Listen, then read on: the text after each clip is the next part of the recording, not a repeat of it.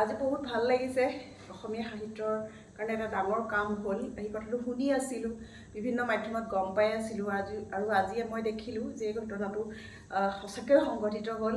অসমীয়া চুটিগল্পত এটা ডাঙৰ কাম হ'ল।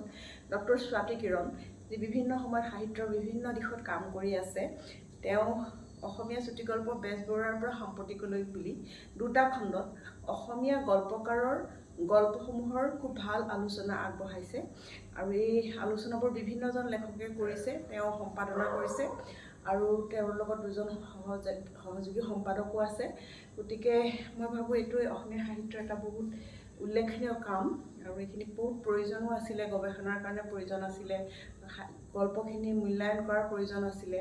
গতিকে বেজবৰুৱাৰ পৰা আৰু এতিয়া সাম্প্ৰতিক বিভিন্ন গল্প লিখি থকা সৰু নৱপ্ৰজন্মৰ কেইবাগৰাকী গল্পও ইয়াত সন্নিৱিষ্ট হৈছে। গতিকে ইতিহাসৰ পৰা বৰ্তমানলৈকে গল্পৰ বিভিন্ন ধাৰা, গল্পৰ পৰীক্ষা নিৰীক্ষা, গল্পৰ পাঠক পঠন বা গৱেষণা, এইবিলাক বিষয় লৈ ইয়াত আলোচনা হৈছে। প্ৰায় বহুত হিচাপবিহীন লেখাই ইয়াত সোমাইছে বুলি ক'ব পাৰোঁ, কাৰণ একেজন গল্পকাৰৰ কেইবাটাও লেখাও ইয়াত সন্নিৱিষ্ট হৈছে আৰু কেইবাটাও আলোচনাও ইয়াত সন্নিৱিষ্ট হৈছে। ইয়াৰ উপৰি মই এটা কথা আপোনালোকক জনাওঁ যে দুটা খণ্ডত প্ৰকাশিত এই গল্পকাৰৰ আলোচনাটোত, চুটিগল্পৰ আলোচনাটোত অন্য কিছুমান বিষয়ো, গুৰুত্বপূৰ্ণ বিষয়, যেনেকৈ গল্পত আধুনিকতাবাদৰ চেতনা, কুইয়েৰ চেতনা, উত্তৰাধুনিক চেতনাৰ ধৰণৰ কিছু চিন্তা চৰ্চা ইয়াত সন্নিৱিষ্ট হৈছে।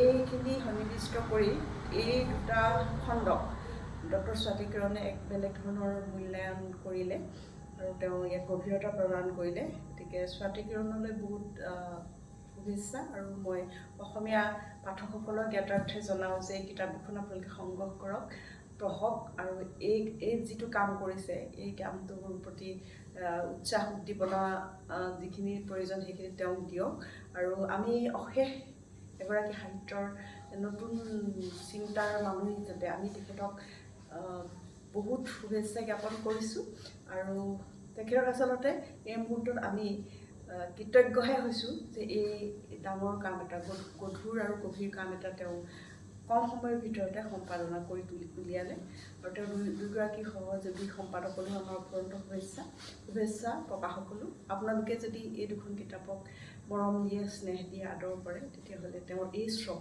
সফল হ'ব। ধন্যবাদ।